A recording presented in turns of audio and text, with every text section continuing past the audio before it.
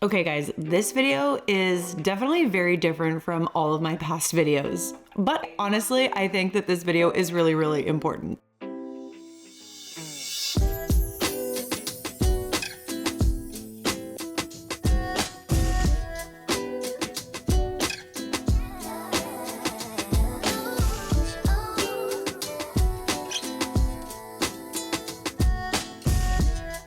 If you have recently bought a home, you're looking to buy a home, you're redecorating, you just signed a lease, you've moved into an apartment, you're sharing an apartment with somebody, maybe you're renting a room, this video is for everybody. And it's all about interior design basics. If you're anything like me and you feel super overwhelmed with the idea of interior design, you have nowhere to start, you feel like you hit a complete blank wall. In this video, I am meeting with Diana Delaney, who is an interior designer. And we are talking all things sustainable design, how to use the restrictions in a space to your advantage, how to work with plants in your space, how to work with patterns, shapes, colors, and what you already kind of have going on, or even if you have a complete and total blank canvas. Everybody at some point experiences that feeling of overwhelm where you're indecisive, you don't know which color to choose, what curtains to go with, black tile, white tile, like you just feel completely and totally overwhelmed. Hi, me, hello. I feel like I do not know where to start when it comes to the inside of my house. So in today's episode of ReWilding, it's a little bit different because we are not going outside. Instead, we are coming inside, but we are bringing the inspiration of the outdoors inside with us in our interior design episode. Let's get into it. If you're new here, my name is Emma. I'm also known as the Urban Botanist. And in this exclusive series that I am sharing here on YouTube, we are going to be diving into the world of sustainable design, specifically landscape design, but today we are talking interior design. You know me, I love plants. I love integrating plants into my space, and in another video, I will dive into specifically using plants in your design, but in today's episode, we'll be diving into a little bit more of the fundamental basics of understanding interior design. So hopefully by the end of this video, you will feel well equipped and inspired to start to design the inside of your favorite space. So I am joined today by Diana Delaney. Thank you so much for joining me today, Diana. Thank you for having me. My name is Diana Delaney, and I'm the owner and lead design at Delaney Design Co. And I do all things interior design, design consulting, and residential and commercial interiors. My design style is an eclectic mix of everything. So I think I'm inspired a lot by nature, travel, and that's represented in organic materials. I like to mix woods. I like to mix a lot of patterns and textures. Textiles are a big part of that. I start with a neutral backdrop and then infuse color into my space with accessories and artwork and textiles. I'm excited to learn from you and hear everything about interior design. Tell us a little bit more about that. Design is something that everyone can learn from, and it's a lot more approachable than you think. So I think a lot of people think of having an interior designer into their home and they get nervous and they're like, oh, I'm not doing it right, or don't mind this is just, this is just what I started with. And I want everyone to know that that is okay. You have to have a starting point. And there is no perfect formula for interior design. It doesn't mean you have to go buy all new things or that you're not doing something right. And staying just true to yourself and having your own interpretation of those trends, right? Exactly. And I think that's where sustainable design comes into it. Not necessarily like eco-friendly, eco-conscious, but just sustainability and the fact that you don't have to get rid of everything to have something beautiful. And as a matter of fact, you don't even need to buy a single thing oftentimes in order to work with what you have and find something that really works for you and is beautiful just the same. My favorite part about what I do is seeing those light bulb moments in clients. So I think that's why I really love developing this service, the design lesson service, where I get to work one-on-one with them and see them when they actually understand, like, oh, this is why this is happening. This is why we can pair these fabrics together. This is why we should go with this color as opposed to this one. That is something that brings me so much joy. And that's what I want to share with the world. Well, I, as you obviously, everybody knows, just moved into my dream home, and I definitely feel really stuck with understanding how to design it. A lot of the furniture that is in the house came with the purchase of the home. So while I'm thrilled I didn't have to go out and buy all new furniture and it's super sustainable, I also didn't have the furniture to fill this house. There will eventually come a time where it needs to be replaced. And I just look at all of the wood interior, which I'm obsessed with, I love, but I almost don't know how to work with that, and having any knowledge at all whatsoever of interior design, I'm hoping I can lean on you to help me understand how I can take some of your techniques and apply them to my space, but also for our audience at home to take some of your knowledge and techniques and apply it to their space, no matter if it's their dream kitchen they're designing, or their bedroom, a bathroom, a brand new home, something that they are aspiring towards having. It's really about getting to the bottom of what are the patterns that you tend to see in things that you already have that you really love. If you like to travel, like what are the things that really light you up whenever you travel? Is it seeing a sunset? Is it always just sticking out that sunset? What does that mean to you? What feeling does that evoke? And how can we bring that into your space and create that same feeling? I love that. And that is really important to me too, because I filled out your quiz. You have a quiz that helps people understand what their design style is. Is that right? Yeah, the quiz is just a great starting point to kind of get a few basis points for where to start. It gives you your primary design style, it gives you your secondary, and then it's like, it still doesn't mean that you have to just stick with those two. And it's learning to use those as the starting point and then layering in things that actually tell the story about your life. And I think that's something really important in interior design. Is it could be beautiful, but it also has to be a reflection of you and how you live your life and the experience you want to have in your own home. Creating a really harmonious, cohesive design in your home is going to make everything feel like just flow better. I love what you said about how your home should feel almost like a reflection of you, so that when you come home, you really feel like, oh, I've landed and I'm back and I can be in this space wholeheartedly.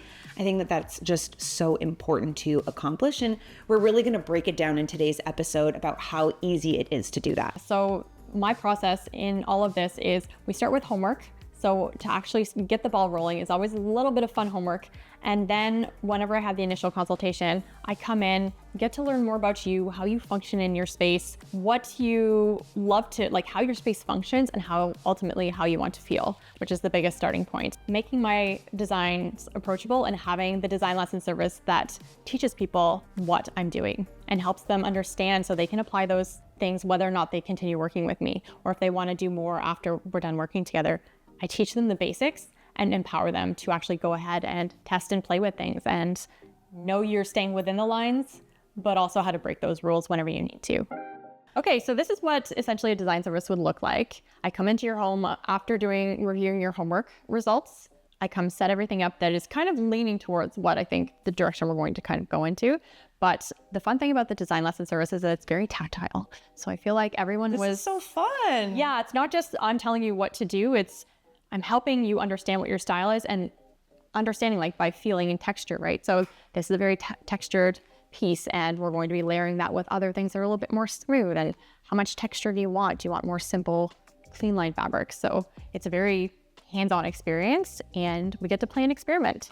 I mean, it's great having this set up in my house too, because I can kind of like pick up these colors and see how they look in the space, because lighting is everything. A lot of the light too in here bounces off the like orangey tones of the wood, and I find it kind of gives a little bit of a different color to certain things. So this is awesome. So we'll turn the lights off at a certain point and make sure that it still looks good in that.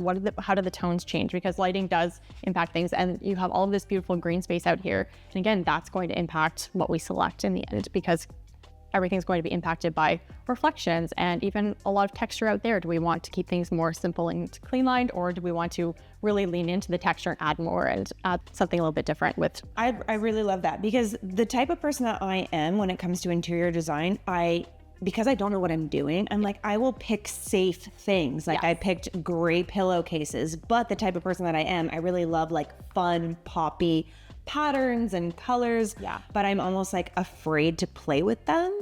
So I feel like having some of these pieces, and maybe for people who are watching at home, they could take some of those textures that they love, a pillowcase, some paint swatches that they picked up from Home Depot or wherever, and bring them home and then create something like this themselves that they can play with. Yeah, flat lays are a great way to really experiment with things. There's so many ways to mix and match, but a lot of the time people need to see and feel it to actually know what you actually like, right? So bringing that in. And also a quick important paint tip, never pick your paint colors inside the paint store. Okay, why is that? There is fluorescent lighting in there, and most people do not have fluorescent lighting unless you are painting a gym or your garage. You want nice warm lighting. So bringing it home and seeing it in the right context, it's going to change the actual color of that paint chip. So if anybody, I don't know if you've ever painted a room and be like, wow, that is 100% that happened to me. Yeah. 100% that happened to me. In my last house, I like thought it was going to be this like light beige and it was so yellow. Yeah. Yep. So it's all about context and really understanding how the lighting is going to change that. Same thing with fabrics, all of these things. It's really, you want to see it in your space. Okay, that's great. So I feel like I have a good like base here. Should I keep pulling more textures, like more fabrics? I love this. Fabrics. That is a very fun, yeah, and that would work really beautifully with the blues. I like gold and yellow and blue kind of together. I feel like that's kind of like my fun color that I like. Yeah. And it works sort of with the natural tones. Exactly. Gold is a really nice, and you can use it in metals. You can use it in all sorts of things. And if you're drawn to yellow, but you like that neutral color palette and you want things to feel calm, gold is a really nice compromise for, getting that little bit of different color variation, but still feeling chill. And then there's an opportunity to bring in more pops of like a bright yellow in like say a vase or something. If you're like, you know what, something I just want a little bit more vibrancy, we can bring in something else there. But I think this is a great place to start. I really like this color, this like royal blue, as being like a super rich color. Yeah. And then I see you have this like green tile here. I mean, is it true what they say blue and green should never be seen? No. Except in a washing machine? No. It's not, right? No. Those are my two favorite colors. Yep. I love green, I love blue, but I feel like the green is already kind of being brought in. Yeah. And I have so many plants, obviously. Yes. So maybe that green is already happening, but like, could I bring that in there? I would say maybe, again, tone really matters. So I think that's where that blue and green can never be seen or should never be seen, is really all contextual. There's a way to make those colors work. And I would say like maybe finding a blue with just slightly more, and I love the velvet with all of this happening, but even maybe not quite that, but something with a little bit more gray to it, like a velvet like that with this would totally work. Or a darker blue. This one's very royal blue, very vibrant. So just something that picks up like a tinge of green would work really well. But I think you're on the right track here. And yeah, we could always source something that's just a little bit more exact. But I like those. I really love that. The white works. Yeah, and see, there's like that little bit of gold texture. There's a little bit of a gold stripe in there, and that's picking up on that really beautifully, and the cream colors there. So I absolutely love this. I mean, should I really like pick this one though? Because I already have this type of a marble in my kitchen. Like, should I like, okay, I love this, but should I be like bringing that in? Because it's something that already exists in my home. Exactly, and you're not looking to replace it. Okay, so should I kind of like lean on the pieces that are kind of permanent? Yeah. Like the wood that's everywhere. Like, sure, I love this like Scandinavian style. Yeah. But truthfully, that is more the color. Yeah. The wood in my space. Yeah. And leaning on those restrictions that I have. Exactly. So start with that. So that was going to be my suggestion. Whenever we put together like just this really nice soft color palette, even without the blues, I was looking at this and it feels very serene. But then the reality of what that would, so I was letting you play, and then I'm going to kind of be like, now what happens? Okay, I'm jumping ahead. Let's get into that then. Yeah. Figure it out. And that's what experimenting is all about, right? Like play with it, see what happens. You can add wood, you can add metals, but it's always about creating cohesiveness and also a bit of visual interest. Okay, so I'm going to start even pulling more pieces and like putting pieces aside that don't really speak to me. Yep. I feel like none of these colors are really my vibe. Like, I love them all together, but I don't know that they really work in my space. So just so I can like visually start to think like, okay. I mean, I love all of these. Actually, they're all really nice. All of those neutrals are beautiful. Just like neutrals. But I feel like I have neutrals already picked. I love this. I wanted to bring that in. That's gorgeous. It's very fun. It's fun. And I actually also even like this. Like, it's kind of a vintage vibe. It almost like looks like it has little birds in it. Yeah. Yep. So I like this too. What about that? Ooh. So like a little bit more, it's almost like not cottage chic, but like there's a little bit of something in there, like you said, with that cottagey vibe, where it's getting a little bit more traditional, but I don't know, I'm feeling like a little bit of a pattern here. Whereas this one, the only thing I think about with this one, with all of the beautiful greenery and natural views here, might be that this just the botanics. Yeah, it takes obviously away. I love any opportunity where I can like tie in a botanical print. Yeah. Like I'm done. I'm excited. Let's do it. Yeah. But it also, I don't want it to be overkill. Yeah, exactly. And I think what I like about this, even if it was like this color and this pattern, would be scale. So scale really matters in design. Oh, and okay. yeah, so if you look at this, it's a repeating pattern. And even though there's a lot of stuff going on and there's like a repeating pattern that creates structure, which is contrasting against what we're seeing out here, right? So it's kind of reining in your eyes whenever you're looking at it, as opposed to this. It actually is it's kind of competing with what's out there because it almost looks like the trees we're looking at right now, right? Mm-hmm. So it's creating that a little bit busyness. So even if we could find something that was like slightly smaller in scale and that was like more of a repeating pattern instead of being so organic and flowy, that could work really well. Because I like this color. I like this with all these things, but that's just something to keep in mind. And again, the purpose of the design lesson, it's not necessarily that these are going to be the final things. We could always source new things that are exactly like that, but it's putting together the concept of what patterns we like, what is the flow we're trying to create. Yeah, one thing that I've actually considered, it was the first thing that I thought when I came into the house, is like the backsplash in the kitchen, and that stone ties into another part of the house here and then the fireplace over there. And I don't love it. And I feel like you should love your backsplash, but again, it's not something I'm going to change tomorrow. Yeah. But I feel like doing something like this and having all of the pieces together is really important when you're thinking about redesigning or, redesigning any space, is kind of intentionally thinking about those components and how they will cohesively blend together eventually. Exactly, someday. So that's why creating this plan now, we can start to look at. So even if we're looking at these pieces right here, like which one do I want? This is very similar to what you have. And then, but what would the backsplash look like if we're looking at a color that's coming out of here? Could we tie those two elements together? And I don't think this is a great match per se. Yeah, so like I love these. They're more organic and they add contrast and softness to the existing slate. So I think you could either take it all out, start from scratch, or if you want to maintain elements and it's just your backsplash, we could do something really simple and soft there to work with the existing countertop. Yeah, I would love your opinion on what I could do instead, because it feels like it's a lot to replace. And of course, it's like fine. Like I joke, I say, I could live here for 10 years and change nothing. Yeah. And be truly, totally like happy. Yeah. But it's fun to think about these things. And, when that time does come along, when it's like, you know what, I am actually officially sick of this dark gray stone. Yes. How can I change it? Okay, great. I'm going to go back to that original design where I put all that effort into figuring out what's going to look great together. So that's a really good way to make sure that it doesn't all end up looking very piecemeal. Exactly. Yeah. So having it, you really want that cohesive look, and that's what's going to create that nice, soft, organic feeling you're going for. Now let's take what we have and bring it into the space that we're looking to design a little bit more, and then play with those pieces there. Absolutely, because we have a lot of things going on still, but this will give us a better idea when we're seeing with what your existing pieces, what do we like the most? And maybe we need to swap a few things out once we get there. Okay, and we can kind of like play with it. We're basically going to fine tune this. Yeah. Okay, so let's get all of these pieces into the other room and to work on refining it. Let's go. Once we do the design lesson, we have all of the pieces together.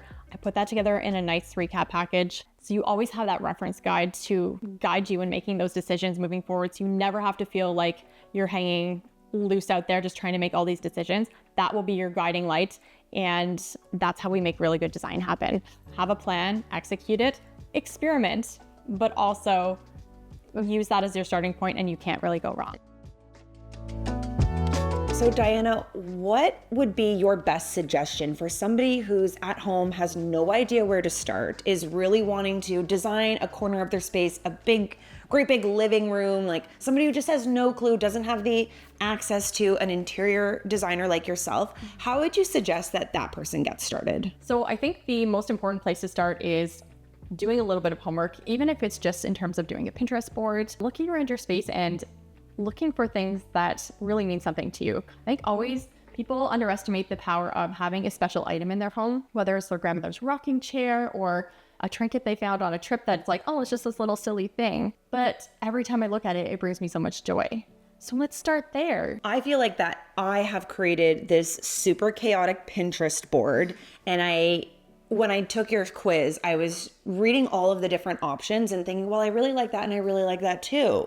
Or sometimes I really liked all 4 options or 3 of the 4 options.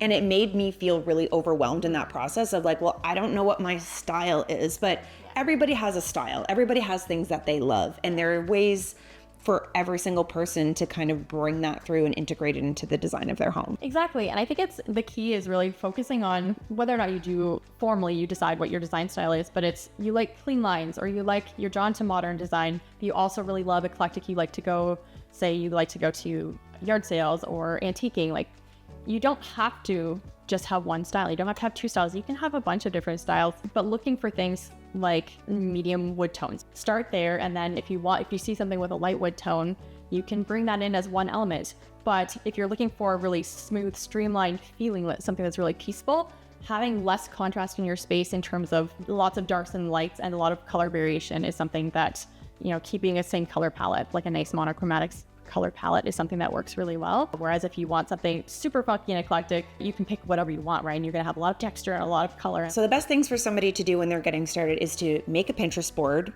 pin for days, pin for weeks, and then go back and reflect on those pins and see if you start noticing patterns.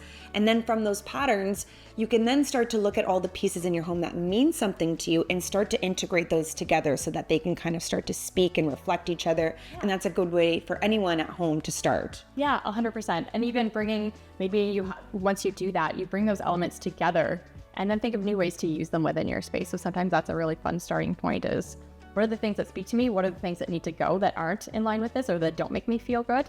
And how can I reuse them in the space that start to create a new story and then build from there? One point I really want to talk about is, of course, the importance of sustainability when it comes to design and thinking about budget. Like things cost money and thinking about, repurposing items in your home that you already have and not feeling, like you said, keeping up with the trends where you have to go out and buy all these new pieces. Oh, I'm bohemian style. I need to go buy all this bohemian stuff. Yeah. Can you speak to, sustainability when it comes to interior design and how people at home can consider various options that would be a little bit more eco-friendly? Again, sustainability. If you were building a brand new home and you want to be really eco-conscious, you could look at, local products, like locally sourced. If it's just Canadian made, there's all sorts of different directions you can take this. But just for people to think about their own homes and what they can do right now, a lot of the times, again, like I said, I encourage people to look within their own homes first and start there. And once you've established like the color palette and the things you love, what else can you do? So say you have a bright blue buffet for your dining room and you don't like it and you're like, oh, I hate that color, I need to get a new buffet. What about repainting it? What about restaining it? And even if you're not handy, you can find someone. There's all sorts of makers that will take your product and, your piece of furniture and redo it. Also lots of DIY. Or even trades. Like I've seen Facebook groups where folks go on and it's like, I have this blue piece, this blue chair. I don't want to reupholster it. That just seems like a nightmare. Anybody have a gray chair that they want to swap? Like that's totally a thing. Yeah. If it's the wrong style, like I'm really trying to lean into this one design style, you might be able to just trade. You have like a really modern chair that you're like, it's always just been a thing. It was affordable and I kept it. Does anybody have something with rattan or that's wicker that I could, that's totally. And don't discount Facebook Marketplace. Like the amount of stuff on there that people are basically giving away for free. So instead of having to go out and buy something brand new, there's probably somebody online who is selling a very lightly used version of that. Yes. That you can get a great deal on, or that you can maybe exchange, swap. Like I've given stuff away on Facebook Marketplace for free. Yeah. So that exists there, and I think is a really great option for people to consider if they don't have a great big budget or they want to take a more sustainable approach, is to consider painting, restaining, refinishing, or maybe moving these items to a different space, swapping them on Facebook Marketplace. So many ways to do that in a really sustainable way. So key takeaways would be to let your design plan guide you in those choices and just take it one step at a time. You don't have to start with a blank slate to have a beautiful home. Where are we starting? Use things that you already have and then start to make more sustainable choices in the future. Okay, so we're in my living room and we've brought all of these pieces over here, and this makes such a difference, is seeing it in the actual space. Yes. Because already this looks so different. Yes, it looks completely different from over there. It's much richer, like a little bit darker in here. There's not the same kind of lighting. We had directional lighting from the island pendant, so it's definitely looking a lot richer.